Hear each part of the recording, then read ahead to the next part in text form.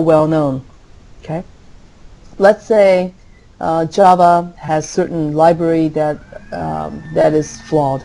So you can use a scanner to see if the program is using that particular library or particular function. So it knows what to look for, right? Technical flaws. Okay.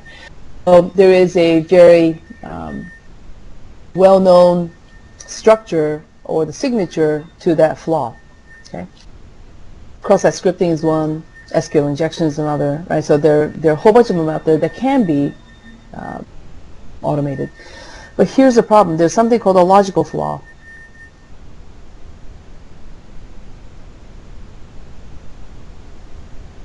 Right, logical flaws. And logical flaws are the flaw in logic of the developer.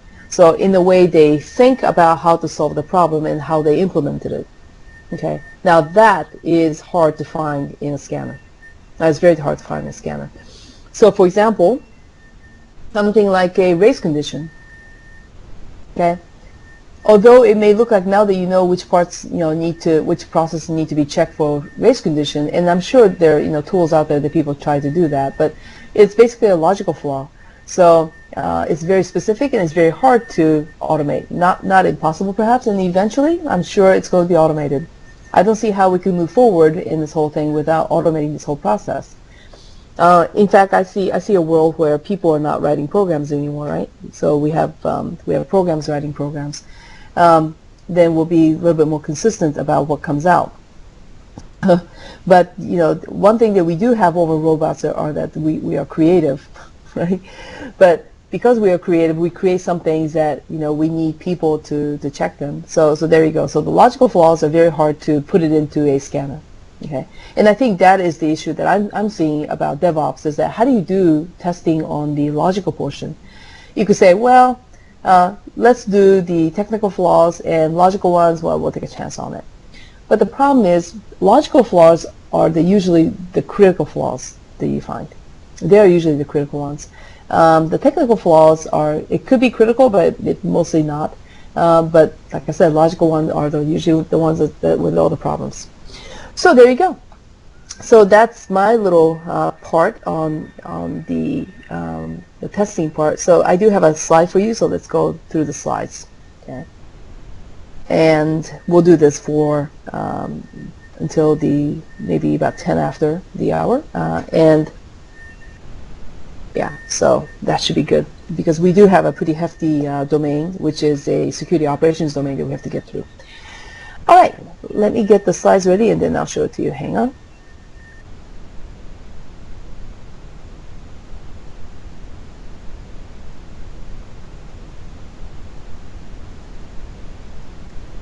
Got it.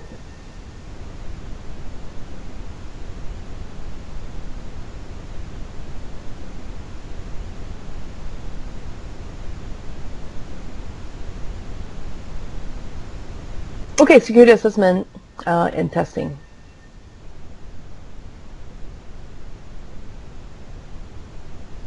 So these are the exam objectives straight from your book. Okay.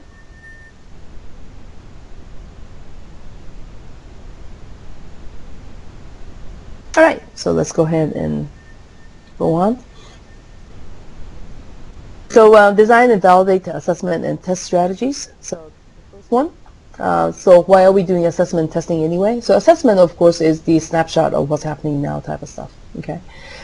So you are basically, the security testing is all part of security. So we are trying to reduce risk and making sure that the controls that are in place is in place and it's working.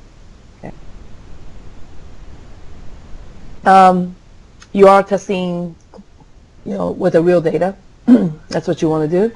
Empirical testing, right? To test your hypothesis or the models, and whether the system as it is now is effective when it comes to security. The software verification, it does go into SDLC, right? It has to meet all the requirements that's in there. You are looking for completeness, correctness, consistency, right? All those things that you're looking for. Supporting documentation, yeah, we're looking for that too. Depending upon the type of project management that you do, some developments are very scant. And verification and confirming, one, that it meets all the requirements, so that's positive testing. But if you do have a security, well, when you're looking for requirements and see whether it's there, it's positive testing. You do have to put in there the negative testing as well. So you have static dynamic analysis, code inspection, walkthroughs, all that. Okay. The problem with testing that they mentioned in the book is that, when is enough is enough. Okay? Because you can't do testing forever. And there will be risks that we don't know, and at some point we have to say, look, we have to assume the risk. That is, we have to accept and tolerate the residual risk. Okay? And how much evidence is enough? So when I told you, when you ask someone to do pen testing, black box testing, when they say, look, we only found a couple of flaws and that's it. Well, how do you know that is enough for you to say, well, I'm happy with my application? So it's about confidence, and how do you find it? How do you measure these things? By these kinds of estimates. Okay. And you'll be surprised about the test coverages. Some companies will say, hey, go for it. Here's the URL. Go for it. I said, go for it like everything? Oh yeah, everything. Go for it. And some companies say, okay, so here's the test, and I want you to go to this page, and you only test this page only, and it'll be like one page with maybe a couple of input fields. And they'll also say, and don't do this, during daytime. Let's do this on weekends at midnight, whatever. Okay, and they'll actually tell you what type of test you can do. This, what type of test you can't do. Like, please don't do DOS, and please don't do anything that will penetrate into the system. All that stuff. So it just depends on the customer. Software versus hardware, which I thought was pretty neat that they've mentioned this in the book. So, what's the difference between software and hardware? And they tell you all the things are different within the software. They say, look, it does branching, so it's pretty complex, And on top of that, you may have branching that you didn't even think about. Some of the branching that people don't think about is, and I'm not exactly sure why this happens. Well, I have some ideas. But a lot of the attacks that I've seen come out, especially for like encryption, is that somehow the tester or the hacker creates an error condition, and the system error comes back to the hacker.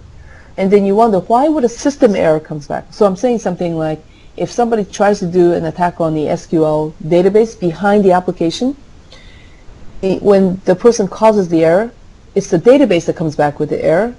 The user actually gets to see the database error message and not the application error message. So that is the indication, by the way, that the application is not doing a great job catching these errors. That is, they're supposed to handle most of the errors that comes out.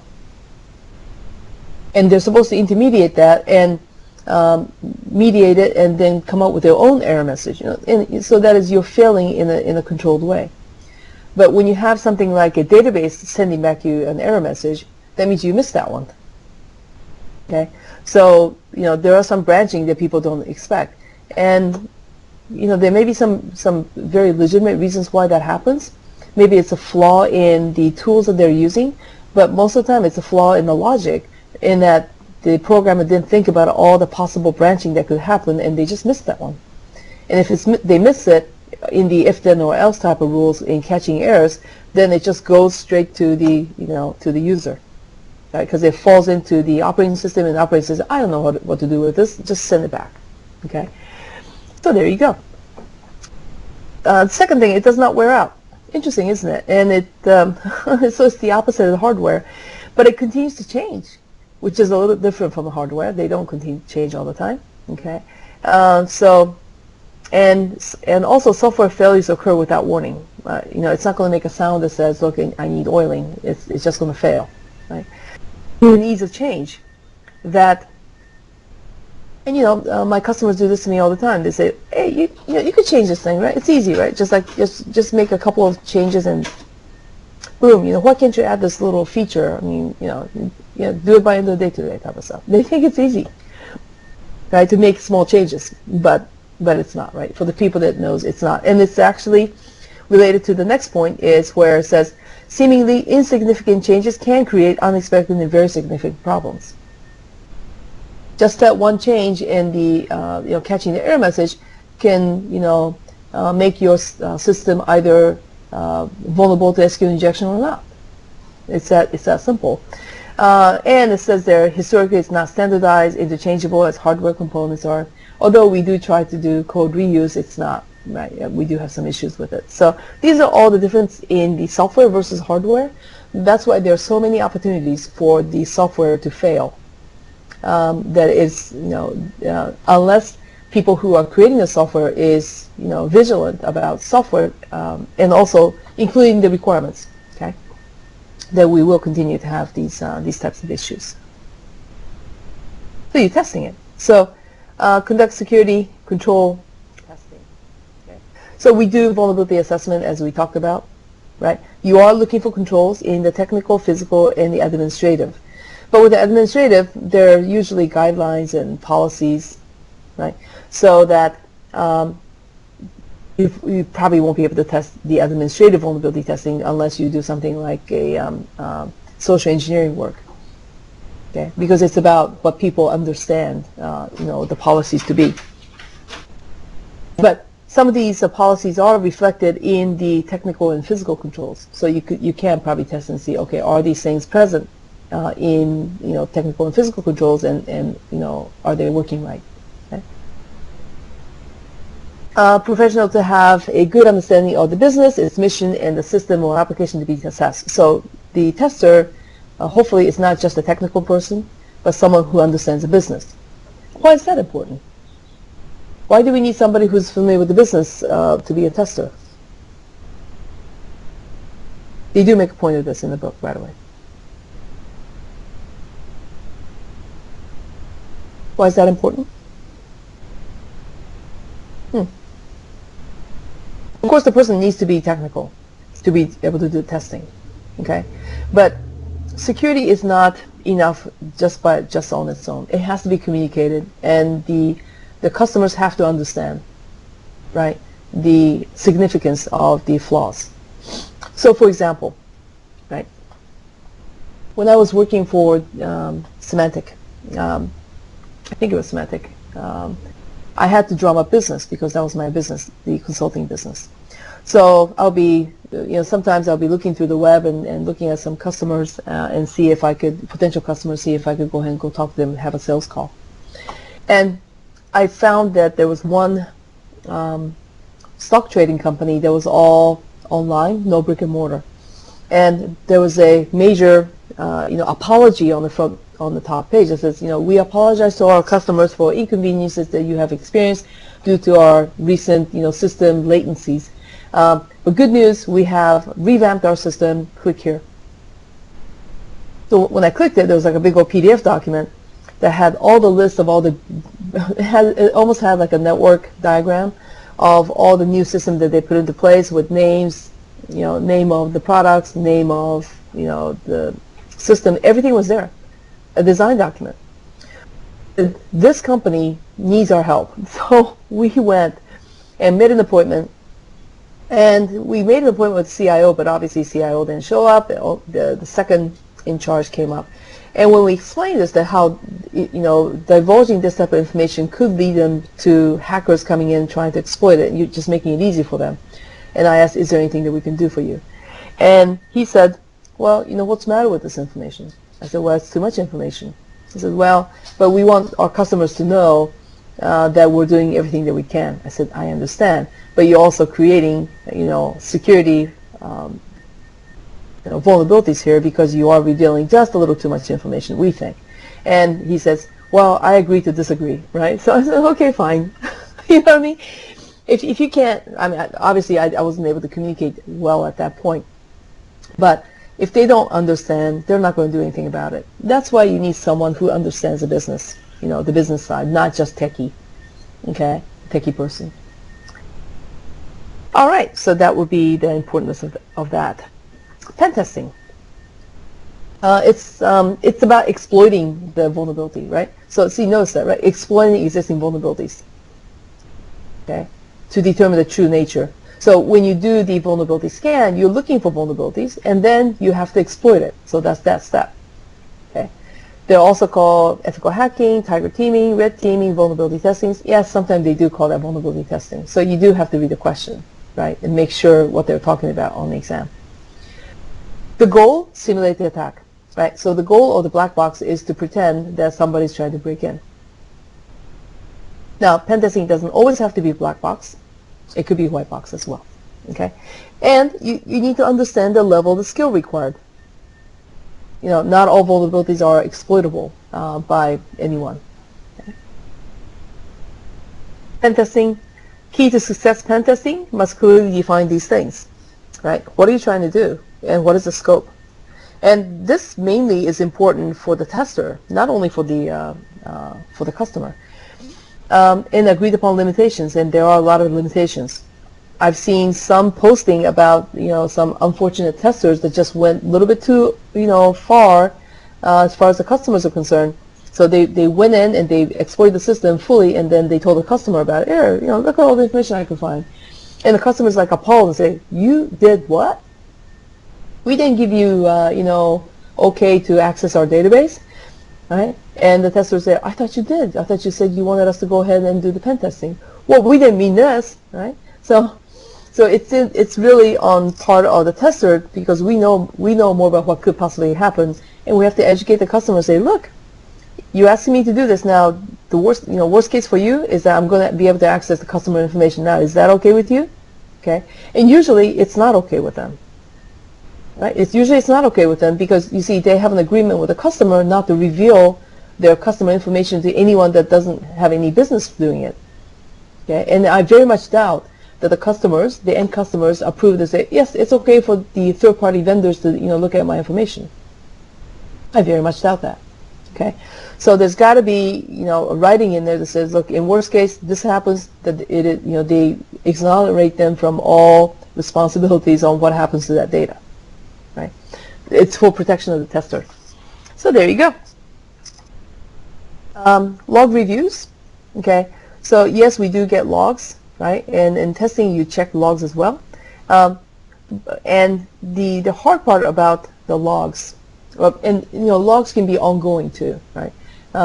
Nowadays, though, you have this very, very expensive system, right? Security incident and information management system type of stuff that will do all the correlation, you know, all the early warning type of stuff automatically for you, right? But traditionally, and in the book as well, it says it's a balance, because you can be like inundated and overwhelmed with logs, and logs don't stop coming; they keep on coming, and yet you only have limited number of people. You cannot, right, scale that way. So they do talk about all these things, but the one thing that I would like to, you know, to bring to mind is the last part. You do have to protect the logs, because remember, the last step of the ethical hacking methodology is to clear the tracks. So the hackers will try to clear the log. So as a minimum, the log must be moved away from the host that it's collecting it on and put into a more secure area, such as the logging server. And you have to make sure that the logging server is in the higher security, you know, area, higher security domain, so that the hackers cannot break into it and get, you know, just trash all the log data. Okay. Okay. Log reviews. You have to have policies and procedures around log reviews. Okay. And you have to prioritize log management. It has to be a priority. And it's really hard, right, for companies to say, well, I'm going to put a lot of money in logs. Right?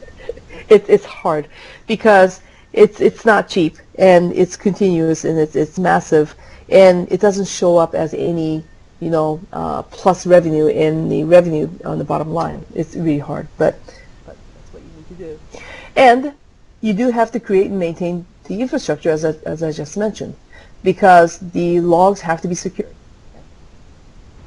And we do have to provide people, attach people to these log reviews and such in systems. And a lot of companies doing that. And I think the companies, at least that I know, the enterprise that I know, they do it because they have to. It's compliance. And there must be standards on log management process. I'm going to skip through this because you can read through these things. Okay, and and I do have a list of here. This is just extracted from the book on all the things that you're looking for in a log. And what produces logs. Okay, and kind of take a look at it. Take a second to look at these things and see if there's anything that you don't know or you don't understand. All the devices, the network devices and applications that will produce logs.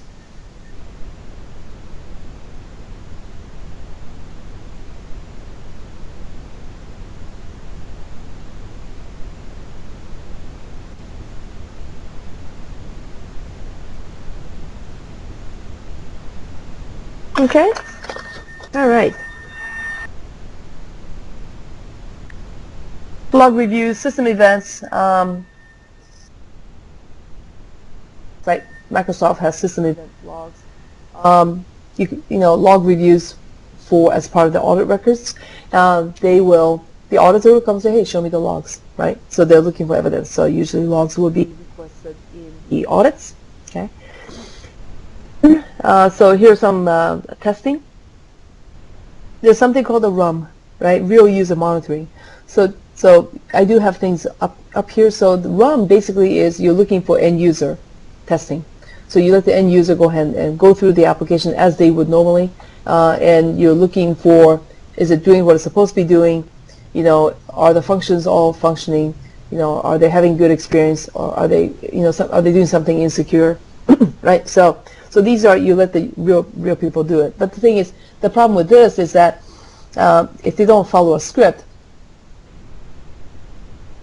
two people may do things very differently to get the same result, right? So you do have to be careful as to, okay, what am I testing here? Okay, because you're not going to get the consistency of the steps, right? And if you can actually script them out, well, why let the users do it, right? So this is basically what a synthetic transaction is. So here's a synthetic transaction. So you're using something like a script, and you're using external agents like a program to run a scripted transaction. Okay, so I want you to go from step 1, file open, file, and then open a file, and then read it, and then write something, and then save it, right? So, and you repeat that many times while you're repeating the tests. Okay, so these are called synthetic transaction. You don't let humans do it. Okay, so it says there, I think it's 1, 2, 3, right? So number 3, unlike RUM, synthetics do not track real user sessions. They don't. Okay, and a little bit later on, better for assuring site availability network problems than RUM because it's very consistent. So you understand what the normal response should be, and if you don't get a normal response from doing the same thing, then there's something happened that changed that, and it could be a problem. Okay. Used for integration tests. So when Terry mentioned that he writes scripts to do these things, that's what it sounded like to me, right? Synthetic transactions. Synthetic transaction used for websites, database, TCPs, right? You would do these testing. Code review and testing. So in the book, it says most security vulnerabilities are caused by these things, okay? And they're basically talking about things that happen after requirements and after design. But I dare say that the upstream things do cause for vulnerabilities to exist by having lack of specificity as to what they want for security. So if somebody says, look, this system must be secure, right? Okay, well, what does that mean, right? And are you going to leave it up to the developers to determine what secure means, right? Or people will say, okay, let's do the cloud. Okay, I hope you understand the vulnerabilities of the cloud. Okay, but if they don't, then there you go. Developers are not expected to fix that because it's something that they can't change. Okay, but indeed there are things a lot of things do get injected at the development phase, like bad programming patterns. Right? Misconfiguration, functional bugs, logical flaws, right? So functional bugs are the the technical flaws that I told you about, and logical flaws, right? So that's the one that's hard to check. Techniques, black box. Okay, so we did this, right? So this is good. Consideration the attack surface. So attack surface equates to exposure. Exposure. What's exposed to the threat? Okay. Let me see if there's quality of results, of course. Performance and resource utilization. So that's also part, because availability is part of the security. Okay. So these are code review and testing. So when do we do code reviews? During planning and design phase, during application development, static source code analysis, right? Static analysis. You also do static binary code analysis. So you're looking at the compiled version of it, and you load it up basically. You make it into a binary that is .exe, right? You load it up into memory, and you debug the memory by using tools like OLE debug. I believe it's much more tedious, and it's less accurate, because once again, it's you're reviewing it, but it's not human readable form, is it? It's binary. Executable in a testing environment, pen testing, fuzzing, yes. Except when someone uses strings, that's right. That's right. There you go. Yeah. The automated vulnerability scanners, fuzz testing tool. Now, even though it's under code review and testing, fuzzing is not code review. So just so that you know. Okay, negative testing, as we discussed, is to get the negative results, right? So people talk about the importance of doing negative testing, not just positive testing. Not to see that something exists, but you're checking to see something does not exist. Misuse case testing, I actually do want to show you this. So the misuse case, so when we do requirements, we do something called use cases, and use cases are something. Okay, so I like this one. This is the Wikimedia thing. So this is an example of a combination of use case and misuse cases. Okay, so take the black ones; these are the misuse cases, and take the other, like orangish color one. These are use cases. So this is usually used not in development phase, but it's in the requirements phase. They say, okay, let's see what all the requirements are. Let's, especially the functional requirements. What does the system must do, type of thing. And in this case, this is a use cases for coming up with a system for a restaurant. Okay, so you have all the actors, such as waiters, chefs, clients, and cashiers, and each of the things that the system has to maintain and keep track of, like the food that's ordered, the food that's served, the food that's ate by a customer, the payment that's made. So all these are functions that one must put in, and they turn into requirements. The misuse cases, these. So then you take the actor that is a threat, okay, like a crook, okay, or like a insider, right? And then you say, what are all the bad ways can they use the system? So this one says they can steal food, steal wine, steal clients, steal payment. Okay, then it's not that you're going to put requirements around that. It's that the requirements that you put around it is, how do you mitigate this thing?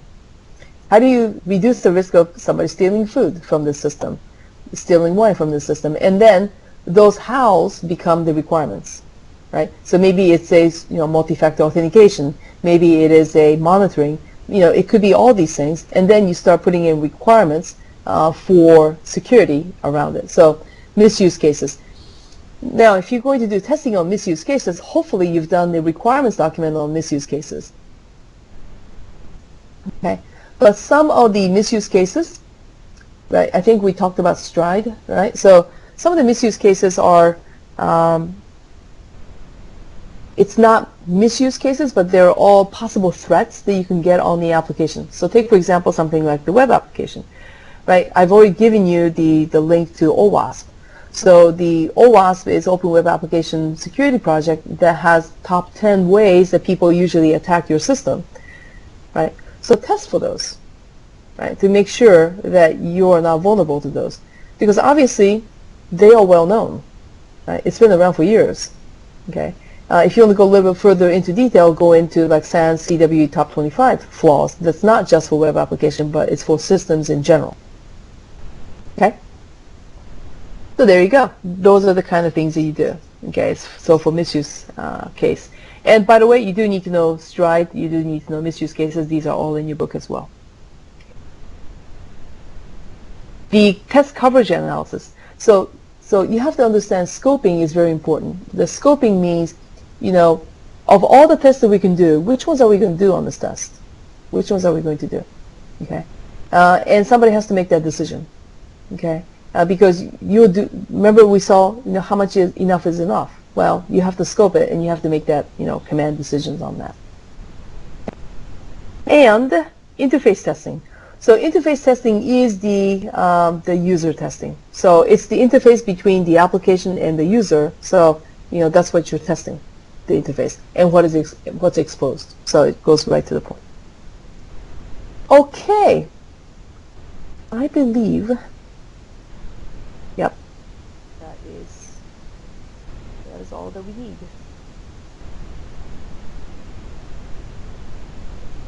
Yep.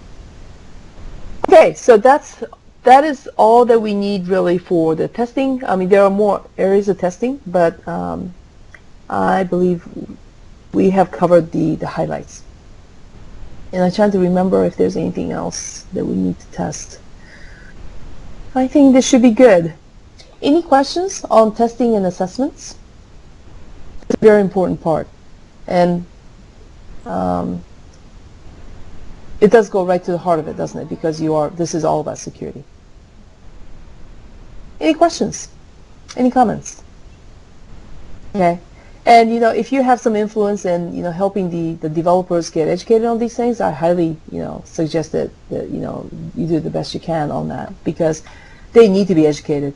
And not that they're going to be fully, you know, efficient as being a security person, but there's just too many application developers that have really no concept of security because no one has asked them to pay attention to it. All right. So now we're going to switch gears and we're going to go into security operations. Okay, and it's at the top of the hour, and I know it's only been about 40 minutes or so, so I think this probably is a good place to kind of break. And while we're breaking for 10 minutes, I will go ahead and switch the slides and switch gears and move on. All right, so if there are no problems here, let's take a 10-minute break, and I will see you afterwards. Okay, thank you.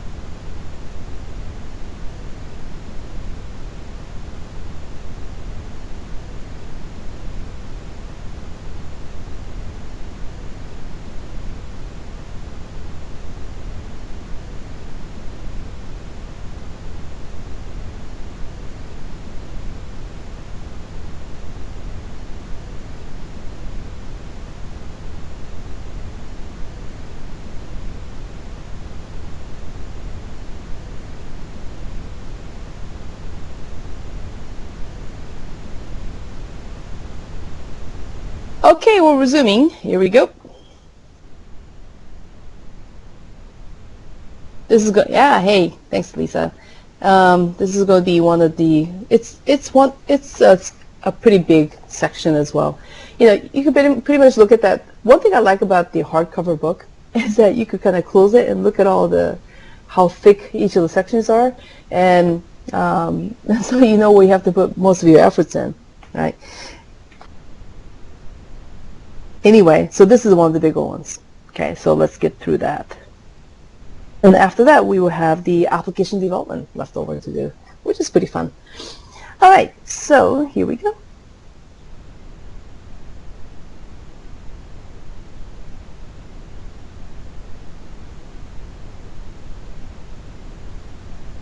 Okay, so the exam objectives, once again, I took it straight from the book. There are a whole bunch. There's actually a bunch of them in there. I don't know why that section has so many. Well, I do have some ideas because these sections are written by different people, so there's different format altogether. And but each of them are very small. Okay. And first, this is operation. So in the SDLC process, it's that operation part. That is, you develop it, you test it, now it's in live environment. Okay. And things change, don't they? Every day, things change. You know, new things are found, new vulnerabilities are found.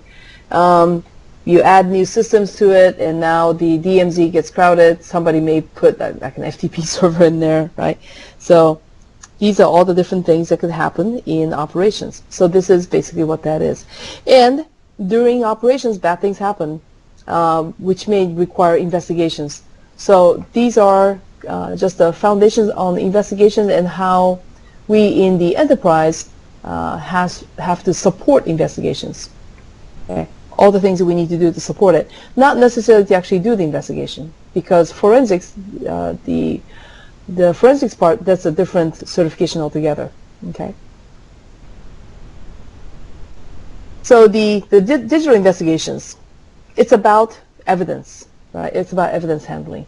If it's investigations, right? Incident management is a little bit different, but if it's investigation, it's about proper evidence handling. It's very important. Computer forensics, digital forensics, that's basically the field. It has to be methodical, verifiable, because you may bring it to court, auditable by others, right? And so these are sets of procedures and protocols that are, you know, pretty much standard best practices in this field. Not all, of course, investigations go, it could be internal investigations as well, right? But sometimes, perhaps due to laws in the state that you operate in or the country that you operate in, and what happened, you may have to call the authorities. So that's in preparation for that. So the practice is, well, first of all, you have to identify, one, the crime happened, and two, where is the crime scene, and then in that, identify the evidence. And it's not as easy said than done, is it? You know, when there's digital world compared to the physical world. Because in the physical side, you know, you have that little chalk mark with somebody, you know, like a body mark on, on the floor or something. You can't quite do that, can you, with digital? Because it could be everywhere. So identifying the evidence is a pretty hard task, and collecting and acquiring the evidence is another, you know, hurdle that you have. Well, because take, for example, let's say there is a clear crime scene. Right? You go to an office cubicle and you know that's where the person who hacked into your system sat and did it, right? There was an insider attack. And because you chased this guy or gal, computer's still running. It says, okay, so that's an evidence. Okay, so what do you do with it, right? If you see something running, like computer's still running, one thing you don't do is you don't do an orderly shutdown, or you don't go looking into the system right away, right? You have to preserve the evidence, right? And what do you think would be a best way for you to get the information that is in the RAM? Remember, RAM is a most volatile memory that you have, okay, most volatile memory. And if you turn it off, it goes away at a particular time, okay? And you have to collect that evidence. Good. Jerry. You use the memory dump tool. Yeah. So Terry, the one that you're thinking about, is that something that plugs right into the computer? Hopefully it's not a something you have to install.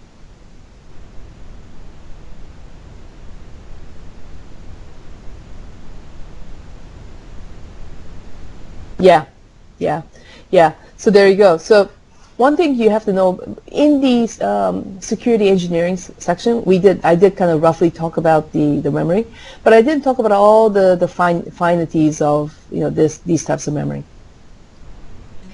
Usually, not always, but usually the computer RAMs are of the type called the DRAMs, okay? And the DRAMs have something called the capacitors, and the capacitors hold charge, right? So just because let's say you unplug the computer, that doesn't mean that RAM disappears right away. It kind of stays in there. The data is still there. Unless the capacitor just all the charge goes away from the capacitor. Then yes. Yeah, so capacitor is like a battery. So if the battery goes out, then you're not going to have the memory anymore. So you can actually turn off the computer, and like not turn it off as in orderly turn off. You don't do a shutdown. You could actually just unplug the computer if that works. Okay, unplug the computer and shut it down. And when it's shut down, you can plug in one of those tools and to suck all the memory from the RAM. What remains. Okay, and there are tools out there like that. So I hear. I've never actually done a sucking up the RAM part. I have done the investigating the hard disk, but that's an easier task in collecting the evidence than compared to like a RAM. I've had somebody that says we spray Freon on it. They spray Freon onto the computer so that you can freeze the RAM information in place until you're ready to collect it. I guess there are all kinds of tools, right? But obviously from what I'm just stating here is that this has to be planned for and trained on, right? So the people that are responding to these things, that are collecting the evidence either for themselves or for the authorities, have to know how to do these things before it goes in. And perhaps maybe you can actually install these tools ahead of time. That would be one of the things that's on your whitelist, so that if it is required, maybe you can use these tools to dump memory. Okay, so there you go. So collecting and acquiring evidence is a task. Examining and analyzing the evidence. Once again, it's either you doing it or somebody else doing it, right? So that phase needs to happen. And usually, with the digital evidence, you don't have to touch the actual digital evidence. You can make a bit by bit wise exact copy of the hard disk, dump the memory, so you know that you have exact. And the tools that you use must be the tool that is generally accepted by the courts. Because if you use something different and you try to bring that evidence to court, they'll say, okay, how did you get this information? And then you say, well, it's the Terumi's forensic tools. What is that? We never heard about it. You can't use it because we've never heard about it, right? So it is precedence, right? So in the U.S., it's mostly about the precedent and what has gone before, and there are tools that are known to be de facto tools, very, very expensive. I mean, I'm not sure why, but the forensic tools in general just very expensive. But there are tools that are freely available. It's just that they're not as, they don't have as nice interfaces, or, you know what I mean? So you have to work a little hard in working these tools. But there are free tools to be gotten. Once again, you do have to be careful, though, that these tools are okay with the courts. Okay, so whichever state you're in. Yeah.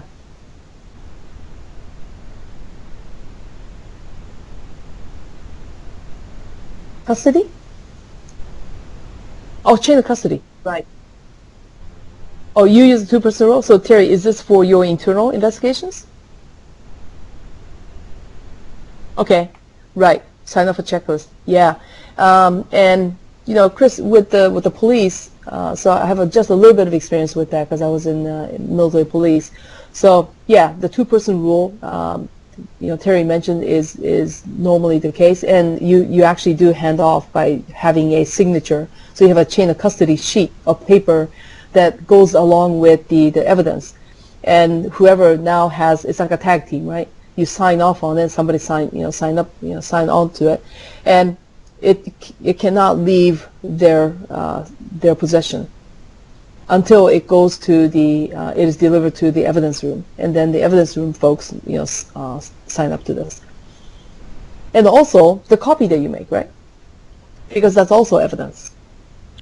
And so yeah, sorry to be a little bit vague on that, Chris, but I think it does depend upon the local rules. Okay, but in general, that's how you do it. Right. Was there any specific questions about that, Chris? Because there's one thing, yeah.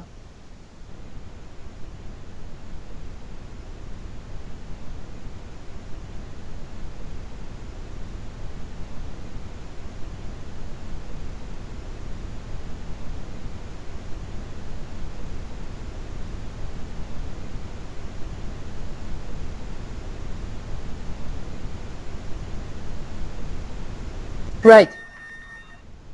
Yeah, it is. It is. Yeah. And here's the issue, and I thought about it when you brought up that question. Take for example the cloud. Okay. The evidence is in the possession of the cloud vendor. That's basically where it is. So you have to make sure that the cloud vendor is able to handle the chain of custody as well. You've got to put that in the contract. Okay. So that's an issue with the cloud. Let me see if there's anything else I could think about. So just as in the actual physical evidence, let's say like what you see on TV, right? When they do the CSI type of stuff, if they're looking for like the hair samples or the any type of fluid samples, they'll take the evidence like the clothing and they'll cut little pieces off of it, right? So they're actually destroying the evidence as they are testing the evidence, right? So those things are normally done in the physical world. And when you're testing the digital forensics, you're not testing on the actual thing. Usually you're not. Okay, so you're testing on the copy of the thing. So the copying process, the copying tools, the way you investigate using that evidence, right, is all the same. Chain of custody is still there. So while you're testing it, and that has to be it has to be in an area where people can't come in and change the data, right? So all those things hold. There you go. And you have to analyze the evidence. So here's an interesting thing. There is a de facto tool. It's pretty expensive, so a lot of people are using other tools as well. But this was a tool that was, I think it was the very first forensic tool that was ever was admissible in court.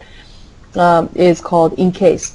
So EnCase, built by a company called Guidance Computers. Guidance, right? And what they do is they have a tool called EnCase that you can do forensics on the hard disk. Mainly, that's the part that I received training on. And you can search it. So people can delete stuff, but you can piece together things that are still left over. So you don't have to have the whole entire piece of the file. It could be overwritten at certain places, but you could still search for like keywords in the hard disk. Considering that there are so many different types of file formats and stuff, it's a huge deal for them to be able to search through the hard disk. Okay, but it only handled ASCII at that point. At that point, when I took the training. Then 9/11 happened. So yes, it was before 9/11. When 9/11 happened, after a couple years or so, EnCase made a major update to their software, and now they can actually search double bytes.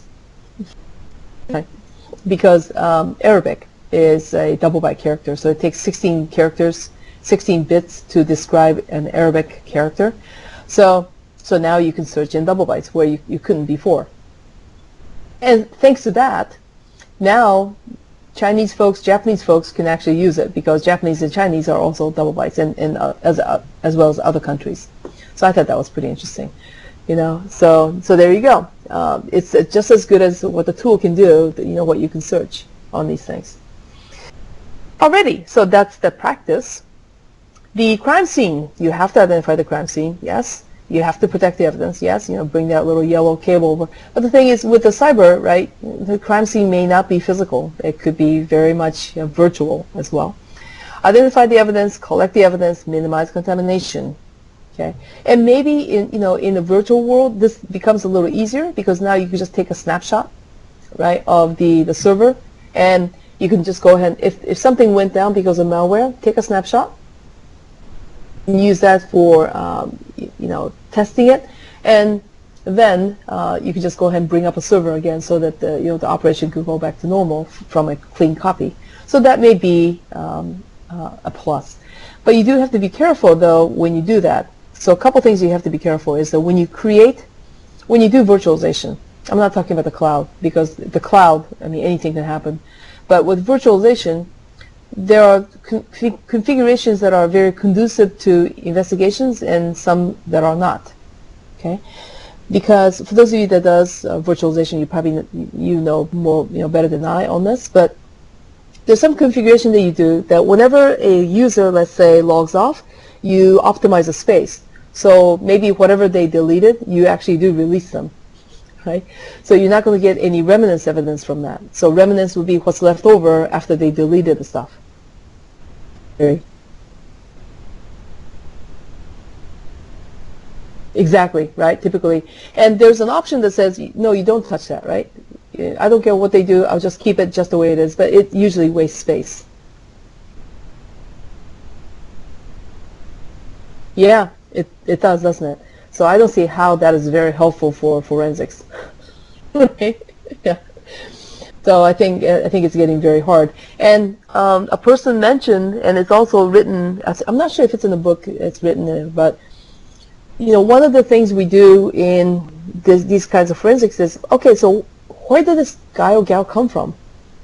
How did they enter our system, and where did they go, and then where did they go after that, right? So that is really now hard to determine. With Tor and all the proxies and things, you don't actually know how they came in. I mean, it's very hard to nail down. So it's becoming so, and with the cloud too, right?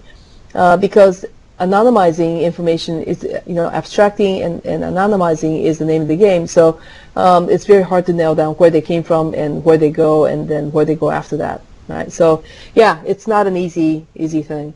And another thing that's added, and I hear that this is becoming better, is that I'm not this way. Maybe because I was in the military police and not the actual police force like on the outside world. But police people usually trust other police people, but they don't usually trust people that are not the police, right? That hasn't gone through the police training. So a lot of these cyber investigators are not really police folks, because for one reason or another, these very technical people who are in forensics do not go into the police force. So some police forces I hear in the state are getting much better at it. Training internally, or even hiring people from the outside world to come into the police force to do this forensics work. So I hear, yes, there are some good people in there, and I'm sure, and I know for sure that the government, the DoD, is training people because I train some of them. They take CISSPs, they take CEHs, they take other courses. So especially like the Marines and the Air Force, I've seen a lot of that. The Army. Okay, but so there you go. It's getting better, but it's getting really hard at the same time to do this. Okay. The incident handling response. Now, all these things happens because somebody discovers something bad happening, and it could be the end user, it could be the help desk people, it could be anybody. But usually, help desk people are the first one to kind of get the call because nobody knows who to call first, so they'll call the help desk or the service desk. And the service desk people may not be the best person to call first, but look, it's available, and so they need to be in on the game. What they need to know then is to quickly decide whether it is a security incident or not, and then escalate, right, if they can't handle it. And usually, I'm not sure if you find this to be the case, but when usually bad things happen, when it rains, it pours. So see like a malware infection starting to happen in your environment, I mean, you get calls from all over the place, and you don't have the time to kind of stop and think and say, whoa, what should I do next? No, you're in like a panic mode and the triage phase begins usually. The triage phase is, you're quickly making a decision as to this is important, this is not important, this is important, this is not important. And of course, one of the most important things you have to do is you have to contain the thing if it's still spreading. So, but before you contain it, you have to investigate it. You have to find out what's happening. Okay? And of course, the incident isn't an incident, it could be an incident to you, but it may not be an incident to me, right? It just depends upon your risk, risk appetite as well, right? So those, what the definition of what an incident is for an organization has to be defined. So incident management and incident response teams has to be highly trained. And usually what we're looking for, how do we know something bad is happening? Well, it's because usually it's off the baseline. And the baseline is a snapshot of what's normal, right? What is like, what do we usually do? What does our network traffic usually look like? What do our, users' behavior look like normally? And you have to go through the phase of collecting the baseline information, and then when something happens that is off the baseline, you look and say, well, that's a blip, right? What is this blip about? And then look and see if it's anything to be worried about. And if it is something to worry about, so that blip is called the event. Something happens, you notice it, and then you look into it, and when you see it, say, this was kind of suspicious, then that becomes an incident, and then you handle the incident. Right now, the incident response procedure kicks into place. Investigative phase, containment. You want to analyze it, track it. Right, like I said, tracking is kind of hard. And then, if you must recover, you must recover. Okay, but if you're going to recover, make sure that you've collected the evidence. Okay, and don't recover. That is, don't overwrite stuff, and don't bring up a server and get rid of the evidence. Right. So now, because you can't learn from the, you cannot learn from these events and incidents. So evidence collection and handling, chain of custody, yes. Interviewing. Okay. Collect people and ask what happened. Who done it? Have you seen it? Okay, but be careful because some of it may be hearsay. So if it's a hearsay, it's not considered to be credible evidence, and it may not make it into courts. Reporting and documenting, either internally or externally, is always required. It has to be methodical. And I'm not sure if anyone have ever seen a police report. Okay, but boy, when I first went in as a very young lieutenant going into the military police, looking at these who we call desk sergeants. So desk sergeants are the people that in charge of that day of writing reports for everything that happened on the post. And when I first read they're called a blotter. When I first read the blotter, I said, "What is this thing? What kind of English is this? I can hardly make sense out of these things." They write in a very archaic fashion, and very not an active tense, right? Passive tense. It was really, really hard to read. And I said, man. Then I thought maybe it was just this guy, but no, it's the way they're taught to write the blotter. We weren't taught to write the blotter because we would never be in a position to write the blotter. But these people that write these reports, boy. So, and the reason why they write it that way in a very obtuse fashion is they want to be very factual. Okay, they make sure that they're stating the facts and not their opinions. And they want to be very accurate. They want to be consistent. Okay, so there's a consistent way of writing certain things, so that if that document should ever go to court, that it can serve as a credible evidence, okay, or credible record of what happened. Okay, so there you go. All these things are, it doesn't happen by accident for sure. All right, in the forensics area, okay, what are the criteria for forensic? Got to be authentic. Right? So the authenticity is very critical, isn't it? It says, oh, this is, somebody planted this information. So I was watching TV last night about, it's called The Case Closed or something. So I just wanted to not think and just kind of watch TV, but something to do with the investigation. So it was on the Princess Diana, and they talked about how the driver was drunk, okay? And because from his toxicology report that he had a lot of alcohol in his bloodstream. And they said, look, it's possible that they've actually replaced that blood sample from someone else in the morgue. because of the high content of the carbon monoxide. And they said that there were other people in the morgue that actually committed suicide in that fashion, and it looked like somebody just switched the blood samples. Well, there you go. How do you know, right? Chain of custody, isn't it? But, if you have somebody on the inside, like at the morgue, how do you ever know? But anyway, just to kind of ease your fears, at least this guy said it was an accident, so there you go. Accident that the Princess Diana died. Anyhow, must be accurate. Okay, must be accurate, must be complete. Yeah, all these things count. And it must be convincing. So here it is. So what they talk about in the book is, look, you may have tons of evidence, okay? But if it does not advance your case, don't bring it in because they'll say, what is this for? Right? If it does not advance your case in helping you to solve the case, right? Don't bring it in. Too much information, right? And it must be admissible. It must be of the type that's admissible. So I'm harping on the tools because that's admissibility. If you use a tool that nobody knows about, chances are that you won't be able to bring that evidence into court, or they'll knock it down. Hearsay, not to say that I have in here inadmissible. Sometimes hearsay does come in, but it's not credible. So it's not convincing, right? So they may knock it down. Unreliable information, anything of that sort.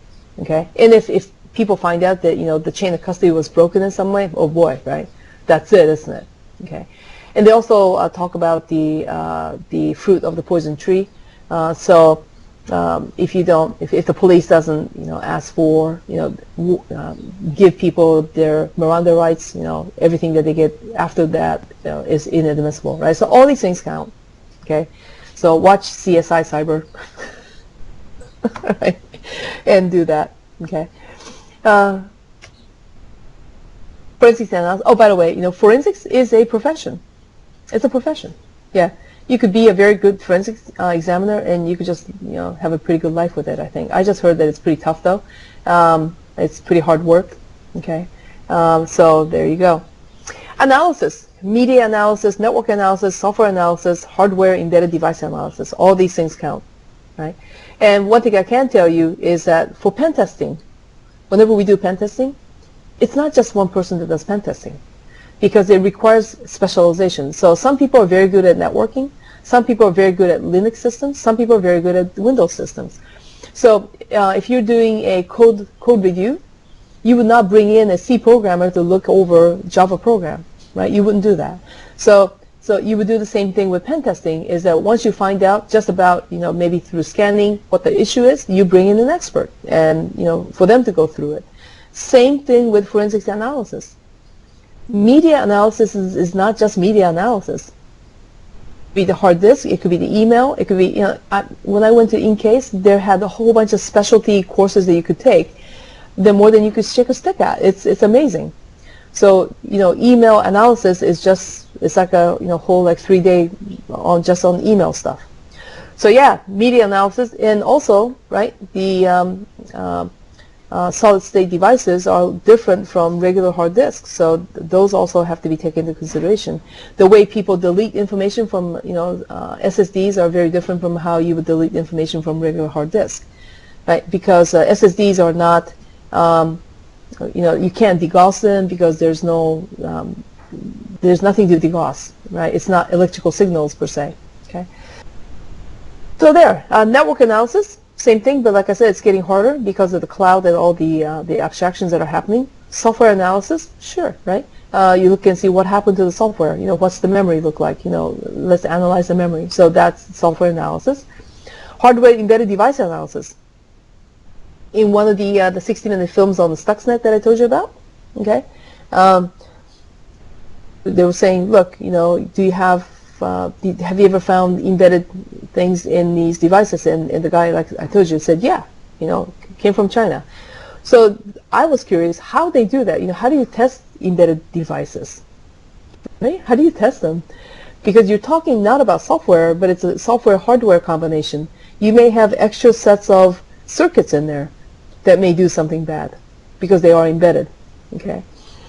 One way of If you're interested, one way of finding out if you have a bad, like a motherboard or something with embedded extra circuitry that somebody actually put in there, like extra chip, you have to have a clean copy. You have to have one card that you know to be true and clean, and that you've made it yourself, that nobody tampered with it.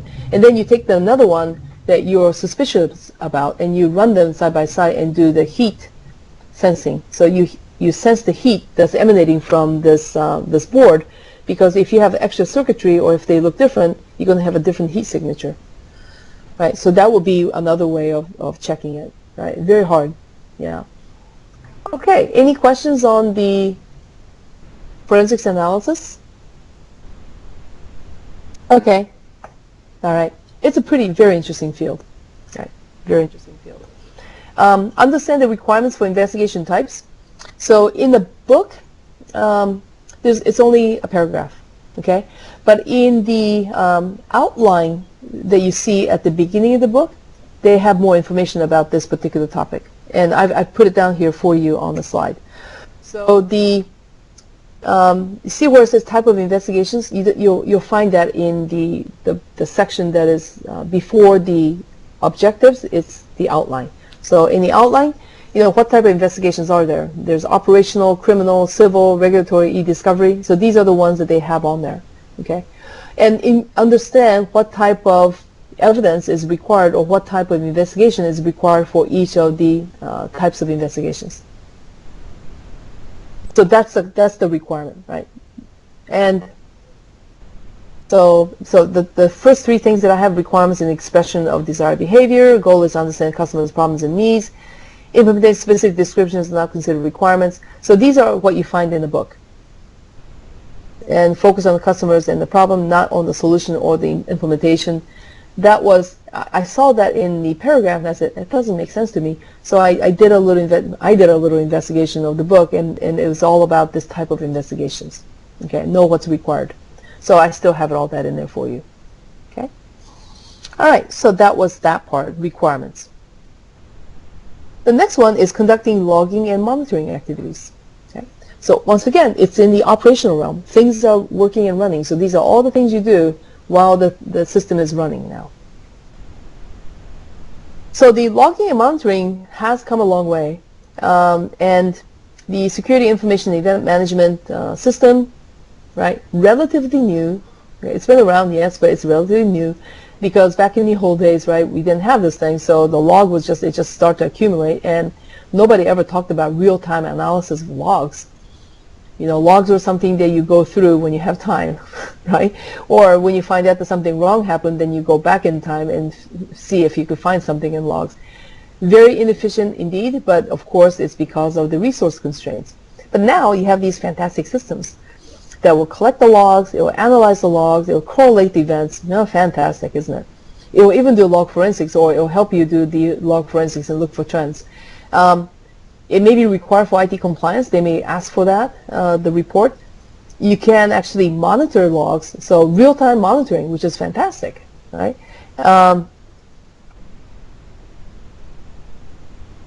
Yep, and the real-time alerting, it's like never happened. Right? User activity monitoring, dashboards, reporting, fantastic. File integration monitoring, this must be a very expensive system. I don't know where I grabbed this from, but if the SIEM does all that, I'm sure it's a whopping cost. But look, right? You'll probably get questions like, we just purchased an SIEM system. It costs $100,000. Then you have to do the annualized loss expectancy. You have to probably do ROI on the exam. Splunk, that's right. Imagine paying that much money for something that's named Splunk, right? Yeah. So yeah, just for kicks here. Let me see. Splunk just came out with a cloud version of Splunk. I saw that on AWS. Let me see.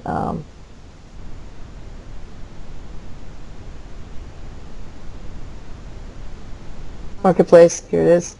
And if you go there, Splunk.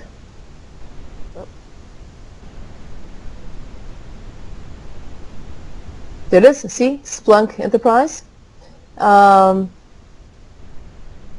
Okay, so let's look at Splunk Enterprise. Okay, and how much do you have? Oh, okay, it's a bring your own license. But there is an hourly fee, right? And hourly fee every hour. So the very smallest one, oh, okay, it's not too bad. But if you, because these are very small, but it's not going to be much effective. Extra large. Look at that. $1.60. Splunk charges you by amount of logged entries per day. So yeah, I guess they came out with a different model, right, for the cloud. So, but you can actually bring your own license too. It's pretty expensive. Yeah. There you go.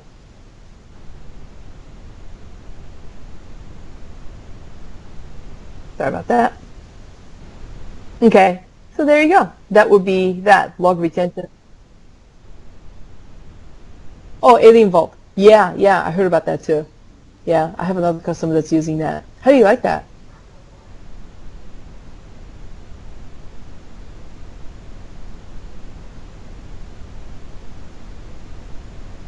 But that customer is also using Splunk. Yeah, yeah, CAN reporting. So there you go. These names, Splunk, Alien Vault. It's like, where you guys come from, right? The egress monitoring. The thing you do is DLP, right? Data leakage prevention, or data leakage protection. So egress monitoring is things going out of your network. You want to protect yourself from that. And as I mentioned before, it's usually coupled with the endpoint security.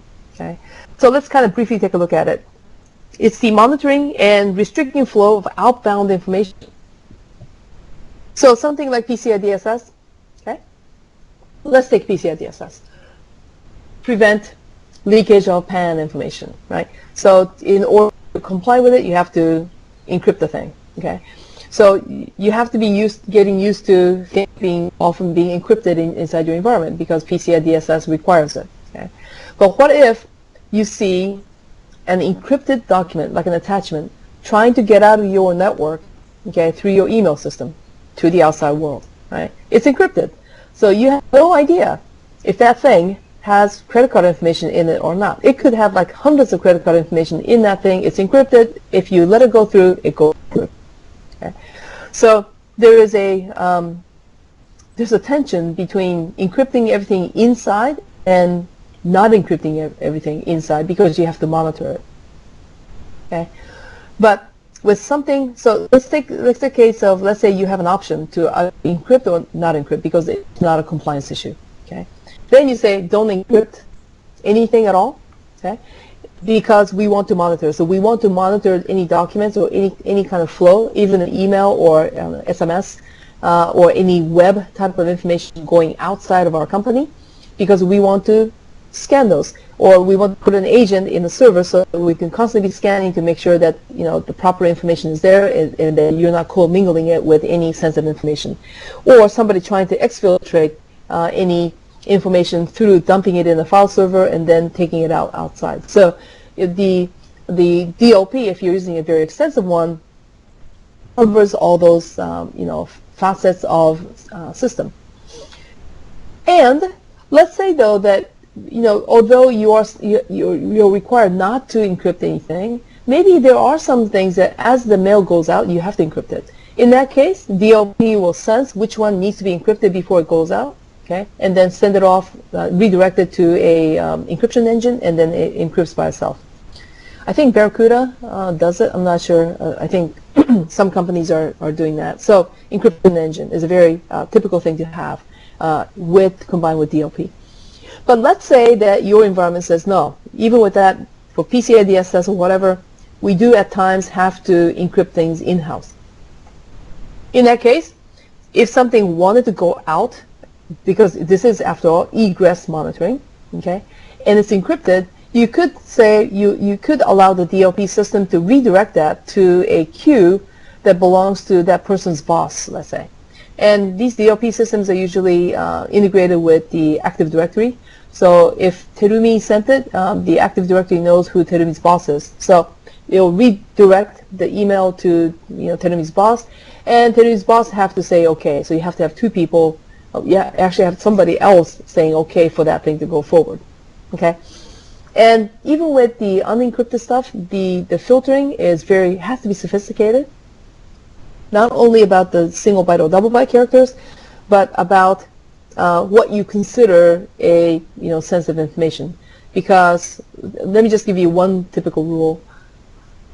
You can have concentration of information in one location. So let's say you have a 100-page document and you have credit card information, let's say something that looks like a private information all throughout, like spread all throughout 100 pages. Now that may be okay, whereas having all that information concentrated on single page may not be okay, right? It just depends on what the company thinks is crucial. So DLP requires so much tuning, and if you mess it up, you can actually bring the business to a grinding halt because everything gets stuck in the queue, and then you have a riot by the users. Right? And I've seen a couple of customers that implemented very expensive DLP systems, and they're using it as a glorified logging device. They can't stop anything because they receive so many complaints from the users. So there you go, Terry. I used to sell it, so I have some ideas.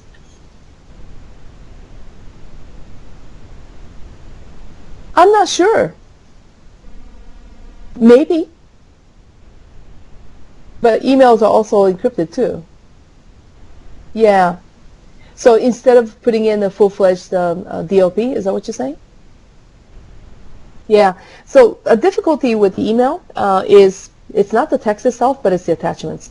And the attachments come in many forms. So I'm not sure if a spam filter is able to look through different forms, like CAD/CAM forms, PDFs, right?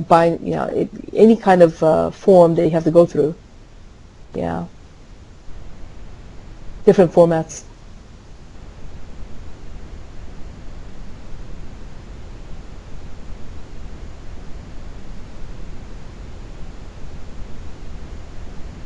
Yeah, I've never tried it.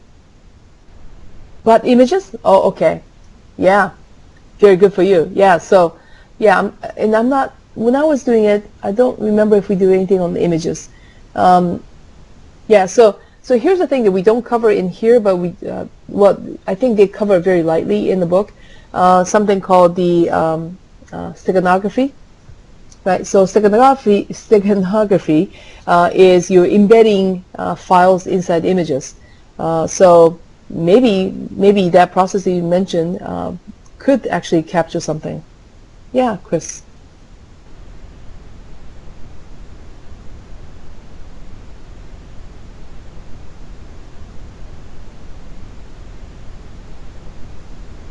I mean, if people use Stego, it's it's very hard to catch.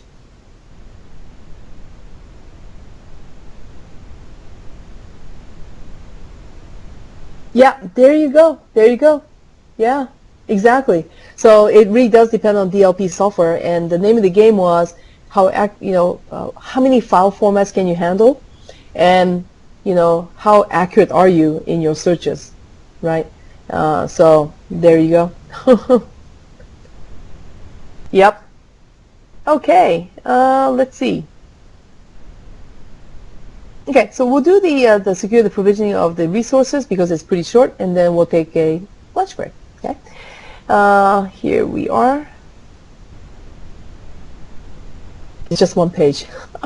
So the configuration management concepts. So provisioning through configuration management is what they have in your book. Evaluate, coordinate, approve, and implement the configuration. Okay, so we're talking about settings, right? How are they configured? So configuration files and such. You have to manage the artifacts. That's the name of the game, isn't it? Software, hardware, documentation.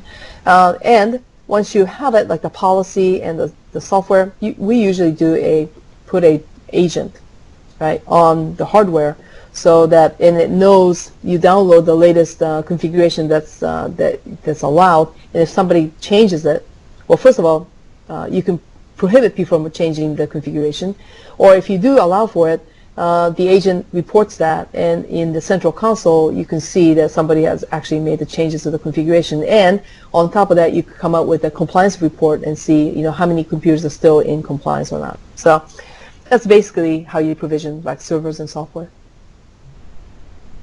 Okay, do you have any questions, comments? Okay, so we're about halfway through, so when we come back we'll finish it off, and then we'll have about an hour or hour and a half left to do the application security development. Alrighty, that's it, unless you have any comments or questions. Okay, sounds good. So sounds good that you have no questions. Then let's all go for lunch, and please have a nice lunch. Enjoy your Friday, and then I'll see you back in an hour. Thank you.